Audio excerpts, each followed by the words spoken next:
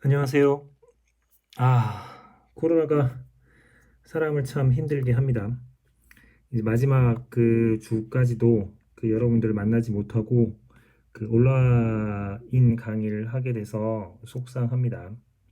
자, 이번 주에도 영상을 두 개로 쪼갤 겁니다. 그 첫 파트에서는 그 38장 소염, 해열 및 진통제 하고 41장에 해당하는 비뇨기계 질환에 대한 것을 먼저 하도록 하겠습니다.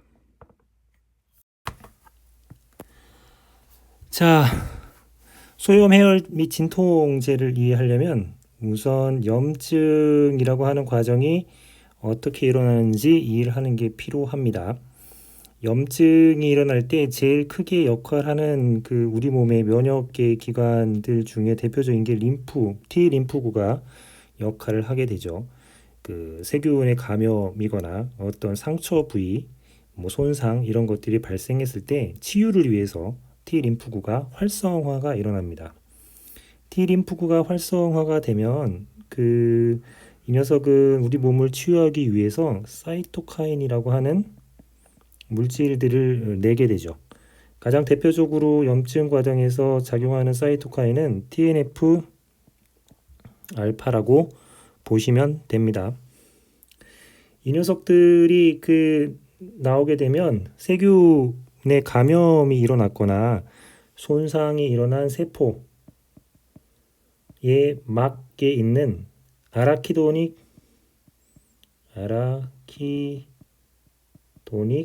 애시드, 줄여서 AA라고 부르겠습니다. 이 아라키도닉 애시드를 가지고 여러 가지 염증을 또는 손상을 해소하기 위한 물질들을 만들어냅니다. 두 가지 경로가 있죠. 류코트리엔을 만드는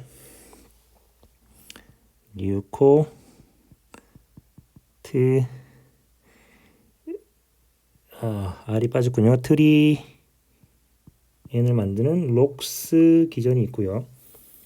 가장 대표적인 기전은 콕스 사이클로 옥시게네이즈라고 하는 기전이 작용을 해서 프로스타글란딘을 만듭니다. 프로스타글란딘이요. 이 녀석은 세포막에 있는 아라키노 애시드로 프로스타글란딘을 만들게 되면 세포막의 내피 세포를 이완을 시키는 기능을 해서 내피로 T 림프구, 사이토카인 이런 것들의 침륜을 잘 되도록 합니다. 그 결과 세포 안에 있는 여러 세균들이나 물질들하고 싸워서 치유작용들을 하게 되죠. 그 과정에 벌어지는 게 염증이 증가하게 되고요. 그 다음에 통증이 나타나죠. 그 다음에 열이 발생하는 과정이 기본적인 염증 반응 과정이라고 생각을 하시면 됩니다. 예전에 한번 아드레날 호르몬, 부신 호르몬 할 때 당질 코티코 스테로이드에 대한 이야기들을 했었죠. 당질 코르티코이드에 대한 이야기를 했습니다. 이 녀석은 굉장히 강력한 항염증 작용을 합니다. 그런데 장기간 쓰게 되면 골다공증이나 녹내장 같은 부작용들이 생겨서 스테로이드 포비아가 생길 정도라고 했습니다. 이 녀석은 거의 앞 단계를 차단을 하는 역할을 하게 되죠. 그래서 효과도 강한 반면에 부작용도 굉장히 많은 상태였습니다. 따라서 양리학자들 입장에서는 이 앞 단계를 막는 것보다 가장 마지막 요 증상이 일어나는 단계, 여기를 차단시키는 타겟으로 목표로 약을 개발할 필요가 있게 됐죠. 그 약들을 개발하고 나서 이 녀석들한테도 저도 염증을 억제합니다, 항염증제 역할을 합니다 라고 이름을 붙이려고 했더니 이 스테로이드 포비아 덕분에 그 이름들이 사람들한테 공포감 같은 것들을 또 일으키게 됩니다. 따라서 이 단계를 막는 항염증제 이름들은 이런 식으로 지어지게 됩니다. 여기 보시면 저는 스테로이드가 아닙니다. non 스테로이드. 그런데 그 인플라메토리, 즉 항염, 안티인플라메토리 작용하는 약입니다. 라고 하는 이름들이 지어지게 되죠. 그래서 N, S, A, I, D 이 약자를 따서 NSAID라고 하는 이름이 지어지게 됩니다.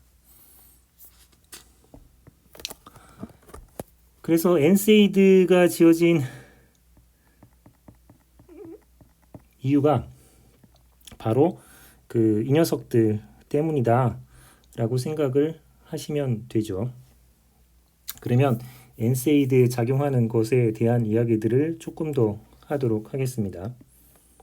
자, 다시 세포막에 있는 아라키도닉 애시드로 프로스타글란딘을 만드는데 콕스가 작용을 하고 이 콕스를 억제하는 작용으로 만든 약이 NSAID다라는 이야기를 지금 드렸습니다. 그러면 이 사이클로옥시게네이즈라고 하는 효소에는 크게 두 가지 효소가 있습니다. 우선 교재를 확인해 드리죠. 사이클로옥시게네이즈라고 하는 효소에는 콕스1, 사이클로옥시게네이즈 1이라고 하는 것과 사이클로옥시게네이즈 2라고 하는 것이 존재를 합니다. 콕스에는 콕스1과 콕스2가 존재를 합니다. 콕스1은 그 생리적으로 늘 존재하는 효소입니다. 따라서 이 녀석은 그 생리적으로 꼭 필요한 물질들을 만드는 작용을 하게 됩니다. 대표적으로 위에 있는 세포를 염산이라고 하는 그 위에 있는 소화 효소로부터 보호하는 역할을 하는 프로스타글란딘을 만듭니다. 콕스2는 그 감염 같은 이 염증 상황이 발생했을 때에 그 만들어지는 효소입니다. 두 가지가 좀 차이가 있죠. 그런데 이 NSAID는 이 콕스를 억제하기 때문에 이 두 가지 다 억제합니다. 콕스 1, 2를 다 억제를 하게 됩니다. 따라서 NSAID가 갖고 있는 대표적인 부작용 중에 하나가 콕스1이 그 하고 있는 그 위 점막 세포를 보호하는 역할을 하는 프로스타글란딘도 못 만들기 때문에 위장관에 영향을 주게 됩니다. 따라서 그 NSAID를 쓰게 되면 위장관 보호를 하는 물질하고 같이 사용하는 경향들이 일반적이 된 이유가 바로 그렇습니다. 그러면 이러한 그 약물 특징들 때문에 이 콕스를 억제한다는 측면에서 세 가지 정도로 나눌 수 있습니다. 첫 번째, 두 번째, 세 번째 작용을 하는 녀석들로 나눌 수 있는데 먼저 이 세 번째부터 말씀을 드리죠. 여러분들이 양리학자라면 콕스2만 콕 찍어서 억제하고 싶을 겁니다. 이유는 콕스1을 억제하게 되면 위점막 보호하는데 이제 문제가 생기기 때문에 그렇게 되겠죠. 그래서 3번과 같이 콕스2만 콕 찍어서 억제하는 약물을 우리는 셀레콕시부라고 부릅니다. 교재를 보시면 셀레콕시부라고 나오죠. 셀레콕시부, 선택적 콕스2 억제제입니다. 이 녀석의 장점들은 그 위장관, 즉 위장관 출혈이나 소화 불량이 다른 NSAID보다 적습니다. 당연하겠죠. 콕스1은 그 억제를 덜 하는 대신 콕스2만 그 선택적으로 억제하기 때문에 그렇습니다. 하지만 이 녀석도 다른 NSAID 약물하고 똑같이 그 심혈관 사고 같은 위험성들을 가지고 있었고 실제로 사고도 터졌습니다. 따라서 위장관 출혈의 그 영향을 받는 것들이 되게 중요한 상황일 때만 선택적으로 쓰는 녀석이다라고 생각하시면 됩니다. 이게 그 콕스를 억제하는 상황에서 콕스2만 선택적으로 억제하는 세 번째 항목을 먼저 설명을 드렸고요. 그럼 첫 번째하고 두 번째를 설명드리면 둘 다 콕스를 억제를 하는데 첫 번째는 비가역적으로 억제하는 녀석입니다. 두 번째는 가역적으로 억제하는 녀석입니다. 이 얘기를 좀 설명을 드리면 세포가 있으면 이걸 뭐 혈소판이라고 칩시다. 혈액 응고 반응에 중요한 작용을 하는 혈소판에 콕스 효소가 있다고 쳐요. 1번 같은 녀석이 들어와서 이거를 딱 억제를 해버리면 이 1번 약을 복용을 중단해도 그 콕스 효소는 억제됩니다. 즉 그 비가역적으로 억제된다는 소리가 바로 이런 겁니다. 그러면 이 세포는 다시 콕스를 쓰려면 어떻게 하느냐? 새로 혈소판을 정상적인 콕스를 갖고 있는 혈소판을 만들어야지만 가능한 녀석입니다. 2번 약물 같은 경우는 약 복용을 중단을 하면 새로 세포를 만들 필요 없이 2번 약물은 콕스가 있다면 이렇게 콕스가 역할하지 못하도록 중단을 시켜놓는 것입니다. 따라서 복용을 중단하게 되면 이 억제하는 작용들이 사라지기 때문에 콕스를 다시 사용할 수 있게 됩니다. 이런 것을 가역적 억제라는 표현을 쓰죠. 비가역적 억제에 해당하는 대표적인 약물은 아스피린이고요. 그리고 가역적 억제에 해당하는 것은 그 외의 엔세이드들은 다 가역적 억제에 해당하는 녀석들이 되겠습니다. 대체로 그 엔세이드들을 사용을 했을 때 아스피린이나 기타 엔세이드들의 작용들이 거의 대동소이합니다. 이렇게 비가역적으로 억제하느냐 가역적으로 억제하느냐의 차이들을 빼놓군요. 그럼 교재를 보면서 그 어떤 그 약물 작용들을 할 수 있는지 한번 보시도록 하겠습니다. 아스피린은 사이클옥시게네이즈를 비가역적으로 억제하는 녀석이다. 그리고 그 외 다른 엔세이들은 가역적으로 억제하는 녀석이다 라는 얘기가 나오죠. 이렇게 그 콕스를 억제하게 되면 프로스타글란딘을 못 만들어서 염증을 억제하겠죠. 소염작용을 하겠죠. 통증도 억제하겠죠. 그리고 열이 나는 것도 억제할 수 있게 됩니다. 따라서 이 아스피린이나 엔세이드들은 그 보통 해열 용도로 사용을 많이 하게 됩니다. 소염 진통 또는 해열 용도로 사용을 하게 되고, 그래서 이 해열 용도로 사용할 때 주의사항 중에 하나가 그 19세 이하의 환자한테 이 아스피린을 사용을 하게 되면 오히려 그 바이러스 감염에 의해서 열이 나는 경우에는 레이의 증후군이라고 하는 굉장히 심각한 일들을 초래할 수가 있게 됩니다. 따라서 19세 이하 아이들이 열날 때 그 어른들이 먹는 그 해열 용도로 사용한 아스피린을 아이의 몸무게를 고려해서 반 또는 3분의 1 쪼개서 둔다고 하는 행동은 그 아이를 사망에 이르게 할 수 있는 부작용을 발생시킬 수 있는 일들이 벌어질 수 있다 라고 생각을 하시면 되겠죠. 아스피린이나 엔세이드, 특히 아스피린 같은 경우는 혈소판에 있는 콕스를 억제하기 때문에 혈전, 즉 응집 반응 같은 것들을 억제할 수 있게 됩니다. 따라서 소량의 아스피린을 꾸준하게 드시게 되면 그 심혈관 사고들, 그 심근경색이나 뇌졸중 같은 병력이 있는 환자들한테 예방적으로 사용하는 용도로도 사용이 가능하게 됩니다. 그 다음에 이런 아스피린이나 엔세이드들을 사용할 때 그 대표적인 부작용 두 가지들이 있는데요. 하나는 그 소화불량의 출혈, 위장관 출혈이 존재한다는 얘기를 아까도 드렸죠. 콕스1을 억제하기 때문에요. 따라서 엔세이드들은 이러한 그 위장관의 궤양을 유발할 수 있기 때문에 엔세이드들이 유발한 궤양을 예방하기 위해서 엔세이드를 처방할 때는 미소프로스톨 같은 또는 양성자 펌프 억제제 같은 것들을 동시에 투여하는 경우들을 취하게 됩니다. 두 번째로 혈소판이 갖고 있는 콕스를 억제하기 때문에 생기는 게 혈소판 응집을 줄이게 됩니다.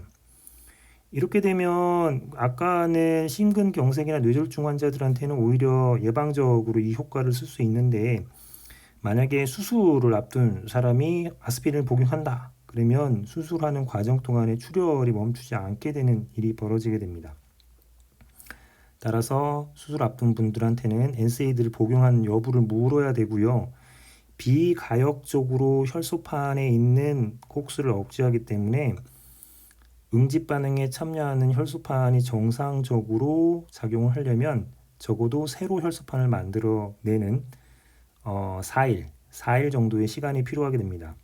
따라서 수술 전 적어도 일주일 전에 투여하지 않도록 조치를 취하는 게 가장 중요해집니다. 그리고 그 아스피린에 대해서 한 가지만 더 말씀을 드리면 이런 일들이 벌어집니다. 아까 소개를 했었는데 아까 얘기했던 것들로 다시 돌아가 보면 여기서 얘기를 다시 한번 하죠. 어떤 사람들은 콕스를 50 정도 일을 하고 럭스 리코트린을 만드는 리폭시게네이즈가 50 정도를 일을 하는 게 정상이라고 했을 때 50을 만들지 않으면 이 50만 작용을 해야 되는데 이 50을 여기에 붙여서 100만큼 일을 하는 사람들이 생깁니다. 이 유코트린이라고 하는 약물은 천식에 거의 쥐약에 가까운 역할을 하는 녀석이죠. 따라서 이러한 과민 반응을 일으키는 사람들이 늘 이제 문제의 소지에 취하게 되는데요. 대표적인 게 이런 거죠. 천식 환자들한테 굉장히 위험해집니다. 왜냐하면 유코트린을 합성하는 쪽으로 콕스를 억제한 효과가 다 붙어버리기 때문에 상당히 위험해지고 사망을 할 수 있게 됩니다. 이렇게 예민한 사람들이 어느 정도가 되느냐 하면 한 15% 정도 과민 반응을 나타내기 때문에 아스피린을 사용할 때 꼭 어떤 거를 얘기해야 되냐면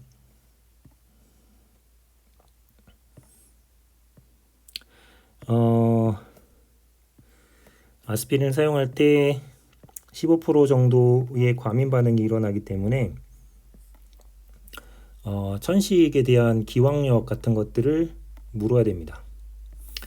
여러분들이 위생사가 될 친구들이기 때문에 2008년도에 이제 실제로 일어난 사건들을 하나 말씀드리죠.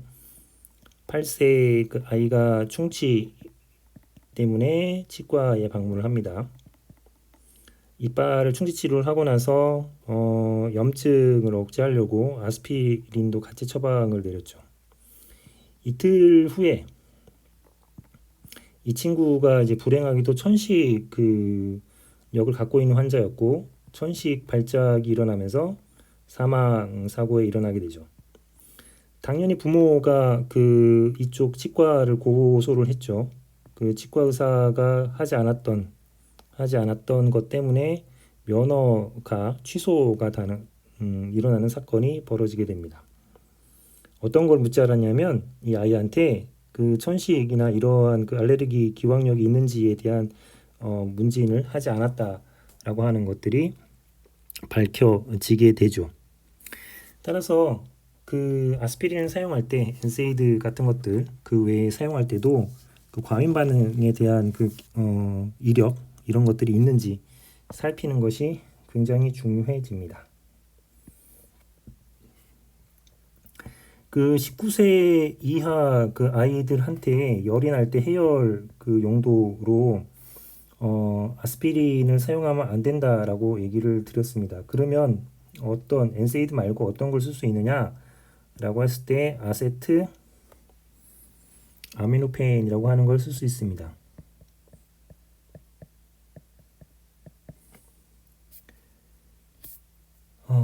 교재를 한번 보시죠. 아세트 아미노펜을 쓸 수 있고요.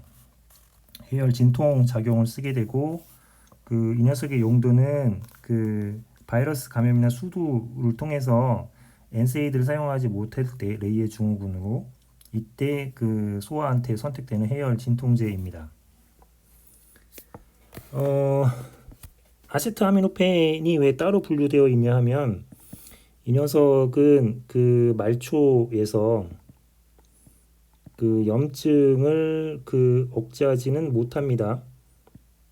엔세이드들은 안티인플라메토리 효과를 갖고 있어야지만 엔세이드에 포함되기 때문에 이 녀석은 해열과 진통 작용만 할 수 있는 녀석이라고 보시면 되죠.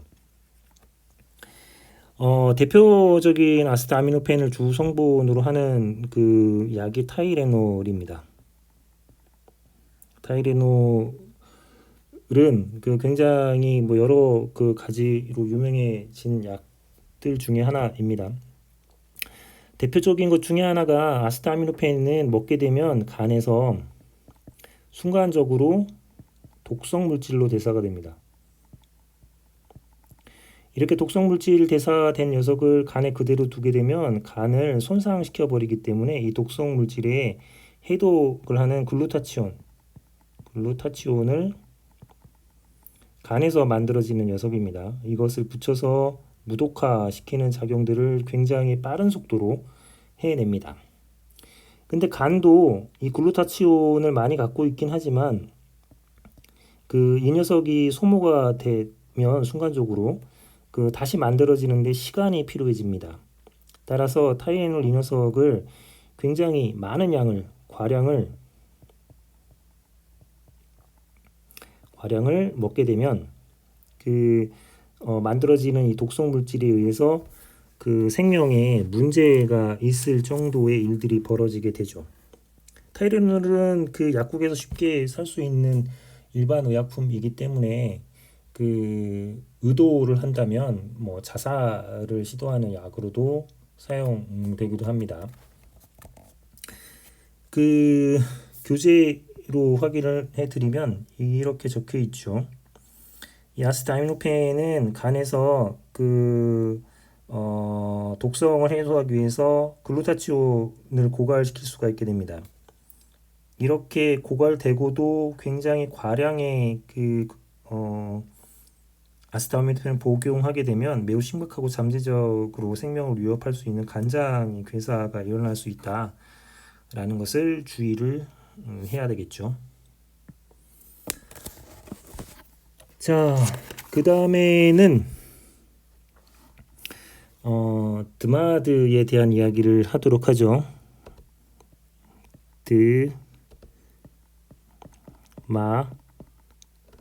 드마즈입니다. 영어로 하게 되면 Disease Modifying Anti-Rheumatic Agent, 즉 질환을 변화시키는 항류마티스 약물의 약자가 되겠습니다. 왜 굳이 항류마티스 치료약이라고 쓰지 않냐면 치료는 실제로 시키지는 못하기 때문에 그렇습니다. 유마티스 염증들이 계속 악화되는 것들을 증상을 완화시키는 목적으로 사용된다고 보시면 되죠. 이런 증상을 완화시키는 목적으로 쓸 때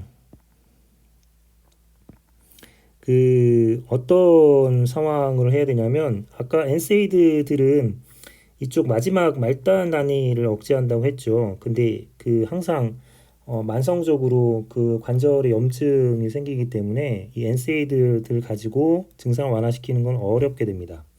따라서 부작용이 있더라도 이 앞쪽 단위로 와서 억제를 할 수밖에 없죠. 림프구의 증식을 억제하거나 아니면 사이토카인의 TNF 알파 이 부분들에 손을 대거나 하는 방식으로 취해지게 됩니다. 따라서 그 드마드의 그 대표적인 것 중에 하나가 T세포 증식을 억제하는 약물을 쓸 수가 있습니다. 증식이라고 하는 것들은 세포가 대사되는 거기 때문에 항대사 물질을 쓸 수 있죠. 그 대표적으로 쓰는 게 메토트렉세이트입니다.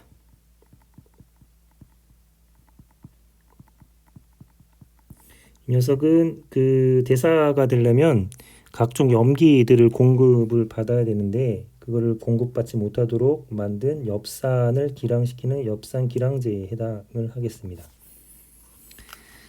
다른 것들을 한번 살펴보시면 좋을 것 같고요. 그 다음에 생물학적으로 두 번째로 사이토카인 중에 중요하게 작용하는 게 TNF 알파라고 말씀을 드렸죠. 이 TNF 알파를 막기 위해서 이 TNF 알파에 대한 그 다닐크론 항체, 다닐크론이라고 그래서 모노크로날 안티바디에 있어서 다닐크론 항체는 뒤에 맙이라고 하는 것들이 늘 붙는다라는 말씀을 한번 드린 적이 있죠. 여기서 주로 사용되는 다닐크론 항체는 아달리 무맙이 되겠습니다. 그래서 그 드마드에 주로 많이 쓰는 디지즈 모디파잉 안티루마틱 에이전트 드마드에 많이 쓰는 약으로는 두 가지 다시 한번 정리하면 메토트렉세이트 엽산 기량제에 해당하는 것을 쓰게 되고요. 그 다음에 그 TNF 알파에 결합하는 제조합 다닐크론 항체인 아달리문맙이라고 하는 것들을 사용을 하게 됩니다.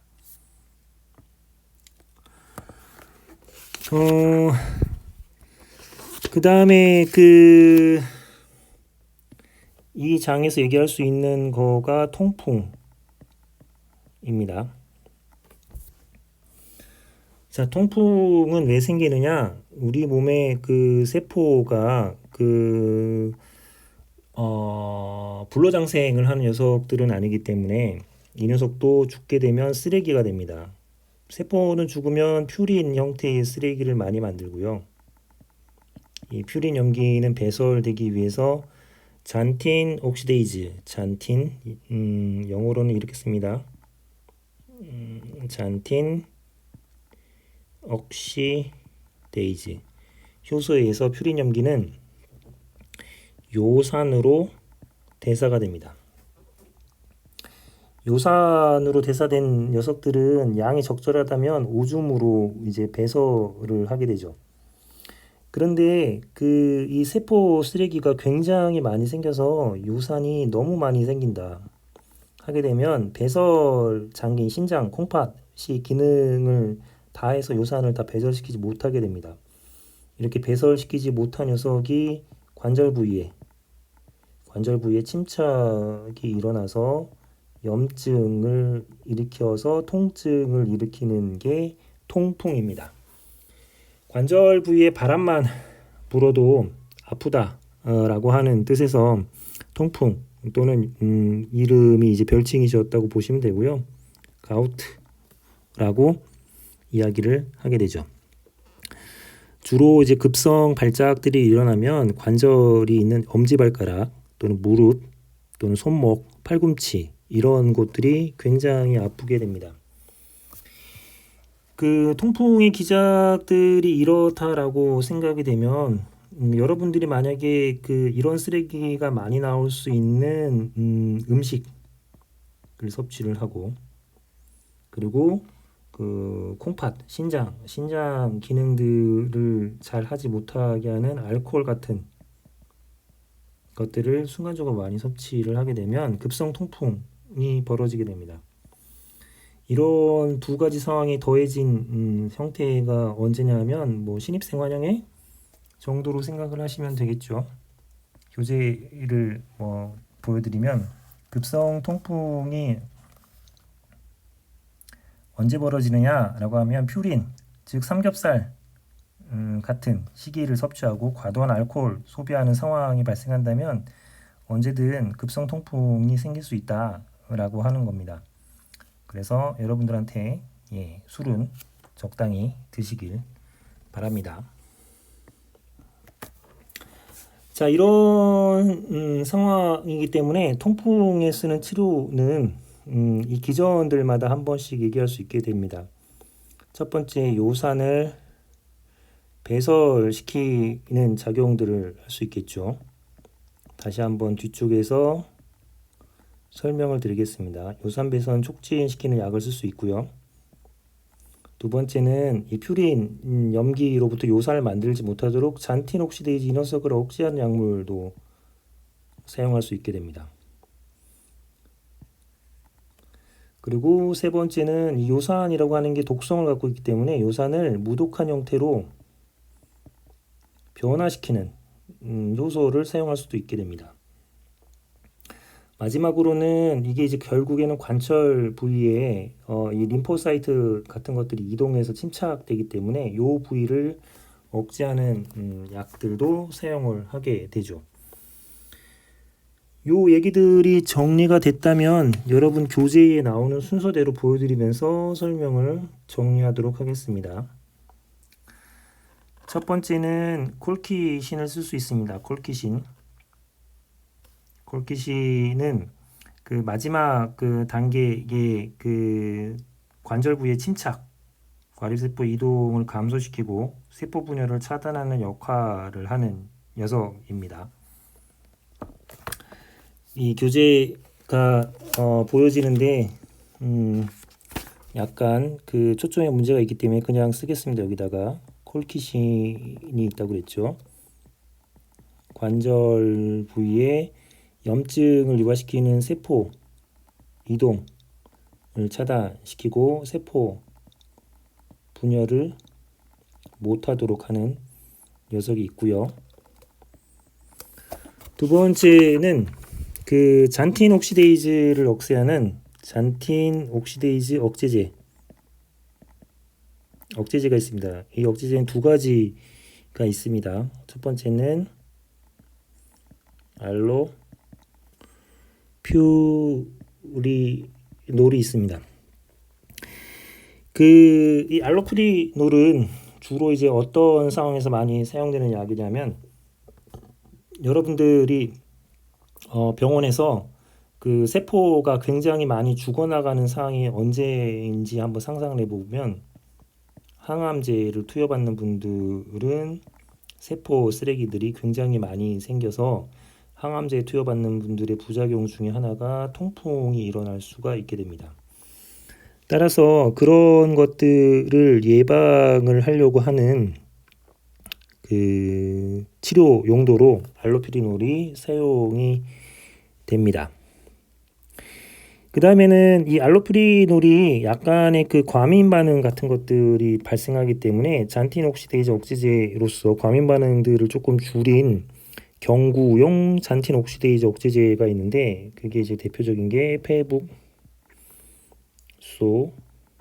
스타트가 있습니다. 교재에 나오니까 이제 확인을 해보시면 되고요. 그 다음에 세 번째 아까 그 요산 배설을 촉진시키는 요산 배설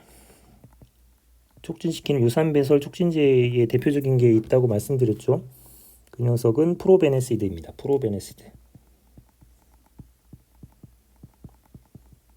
말 그대로 요산을 빨리 배설시키도록 하는 녀석이 있습니다. 그 다음에는 네 번째가 그 요산을 그 수용성 비독성 대사물질로 변화시켜서 조금 더 이제 우리 몸에 문제가 없도록 해주는 효소를 사용하는 게 있습니다. 이때 사용하는 효소가 그 페글로티카세라고 하는 효소입니다.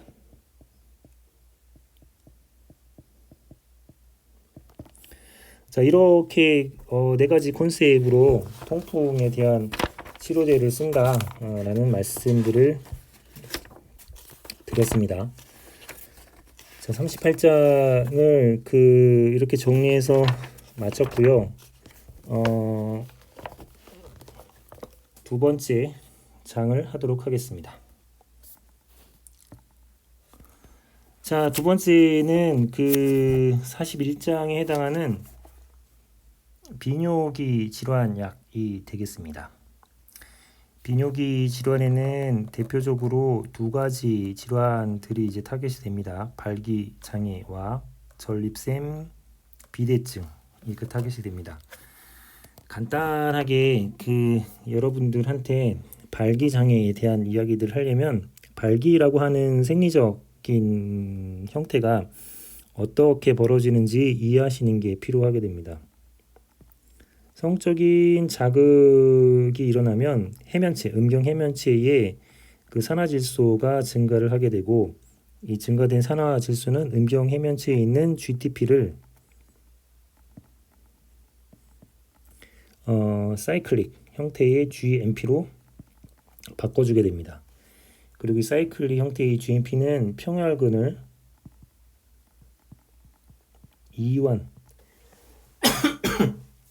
이완시켜서 이완된 이 평혈관에 혈액이 가득 차게 해서 결국에는 발기를 하도록 하게 되죠. 이 사이클릭 GMP가 정상적인 상태라면 이 발기를 오랫동안 유지를 하게 되면 그 평혈관에 차 있는 그 혈액이 문제가 생길 수 있기 때문에 이 사이클릭 GMP는 그 일정 시간이 지나면 파괴를 시킵니다.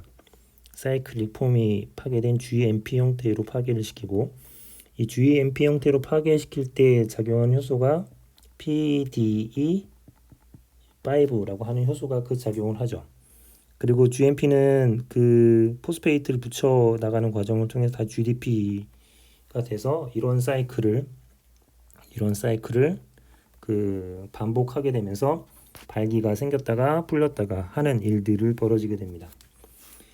근데 발기 장애가 있는 환자분들은 이 PDE5가 정상적으로 가동을 하는 것들은 별로 좋지가 않습니다. 왜냐하면 사이클릭 GMP가 오랫동안 유지하는 것들이 필요해지기 때문에 그렇죠.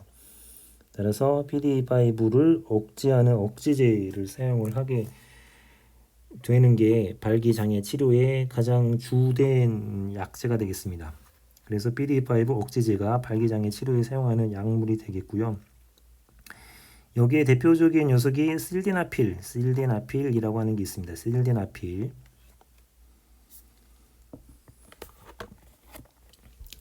자, PDE5 억제제 실데나필이 있고요. 이 녀석을 주성분으로 한 발기장애 치료제의 대표적인 약이 비아그라입니다. 비아그라의 탄생에 대한 히스토리는 굉장히 재밌습니다. 협심증 치료제였습니다. 협심증 치료제는 혈관을 갑자기 좁히는 문제이기 때문에 혈관을 이완을 촉진시키려고 만든 녀석입니다. 근데 이 실데나필이 협심증 치료제로 개발하던 중에 그 부작용이 발생을 하죠. 그 동물 실험에서 발기가 왕왕 일어나는 부작용이 발생을 하게 되면서 이 녀석을 협심증 치료제에서 바로 발기장애 치료제로 전환을 시켜서 개발을 했고요. 그 개발 그 이후에 그 제약사가 그 세계 굴지의 2등의 매출을 달성하는 제약사로 크면서 이 약에 대한 관심들이 굉장히 높아진 계기가 됩니다. 그런데 우리나라에서는 이 PDE5 억제제 실데나필 이 녀석들이 그 간혹 정력 증강제로 오인해서 사용되는 경우들이 있습니다. 이 녀석은 치료제임을 다시 한번 말씀을 드립니다. 그 PDE5 억제제가 심혈관 질환, 협심증 질환에 사용되는 약이었기 때문에 이 녀석이 그 치료의 목적으로 사용하지 않고 오남용을 하게 되면 그 환자한테 심혈관 그 사고를 일으킬 수 있는 문제들이 발생하는 부작용이 일어날 수 있고요. 조금 드물게 일어나는 현상이긴 하지만 지속발기증이라고 하는 현상들이 일어날 가능성이 있어서 주의할 필요가 있습니다. 또 한 가지는 고혈압 치료제로 어떤 약들을 먹고 있는 사람이 발기장애를 치료하기 위해서 PDE5 억제제를 쓰게 되면 PDE5 억제제도 그 혈관을 이완시키는 녀석이기 때문에 그 증상, 그 혈압 강화 효과가 굉장히 갑자기 크게 일어날 수 있어서 이 부분도 주의가 필요해지게 됩니다. 그 다음에 비뇨기 질환에서 두 번째로 많은 타겟이 전립선 비대증이 되겠습니다. 전립선은 그 요도와 그 정관이 합쳐지는 부위에 밤톨 모양으로 생겨 있는 형태의 셈이 됩니다. 따라서 이 녀석이 비대해지면 그 요관을 그 압력을 가해서 오줌을 그 누는 걸 어렵게 하고요. 그리고 오줌 눌 때 통증을 일으키는 증상들이 일어나게 됩니다.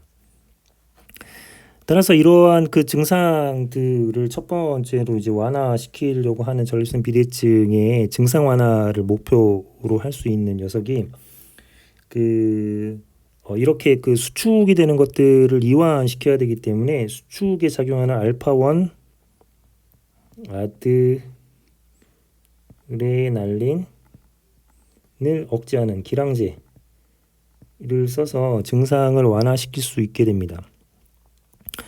이 알파 차단제, 알파1 아드레날린 기량제 이 녀석을 쓰게 되면 전립선에 있는 그 알파1 수용체를 차단함으로 해서 전립선 평활근 수축 반응들을 억제를 시켜서 이완시키는 일이 벌어지고요. 그 결과 그 오줌의 흐름을 개선해서 통증을 완화시키는 일들을 벌이게 됩니다.